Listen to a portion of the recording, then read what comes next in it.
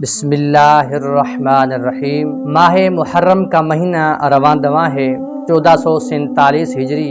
اللہ تعالیٰ اس سال ہمیں بیماریوں سے، مصیبتوں سے، آفتوں سے محفوظ و مأمون فرمائے۔ ماہ محرم آتے ہی چند سوال کھڑے ہو جاتے ہیں یا لوگ ان کو کھڑا کرتے ہیں، اور عموماً ہر ایرا گیرا نتھو کھیرا اس کا جواب اپنے ہی انداز میں دیتا ہے، جو اس کے ذہن میں یا جو اس کے مطابق، اس کے مرضی کے مطابق ہوگا تو وہ اس کا جواب اپنی مرضی کے مطابق دے گا۔ پہلا سوال عموماً یہ پوچھا جاتا ہے محرم کے مہینے میں ہم غم کریں یا سوگ کریں؟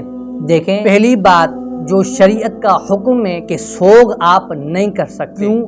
سوگ 3 دن ہوتا ہے اور بیوہ عورت کے لیے 4 مہینے 10 دن سوگ ہوتا ہے۔ باقی کسی بھی انسان کے لیے 3 دن سے زیادہ سوگ کرنا جائز نہیں۔ رہی بات غم کی، افسوس کی، تو یہ آپ کر سکتے ہیں، کیونکہ غم اس کو ہوتا ہے، افسوس وہی کرتا ہے جو اہل بیت کرام سے سچی محبت کرنے والا ہوگا۔ اور غم کا یہ عالم نہ ہو کہ آپ غم کے پردے کے پیچھے آپ تانا زنی کریں، ماتم کریں، نوحہ کریں اور اپنے آپ کو چھریاں ماریں، تو یہ جائز نہیں۔ غم کا یہ کہ آپ قرآن خوانی کریں، غم کا یہ کہ آپ سبھی لوگوں کو پلائیں، آپ امام حسین کے نام کی دیگیں پکا کر اللہ تعالیٰ کی بارگاہ میں امام حسین کے ایصال ثواب کی نیت سے آپ دیگیں غریبوں کو، مسکینوں کو کھلائیں، یہ جائز ہے۔ لیکن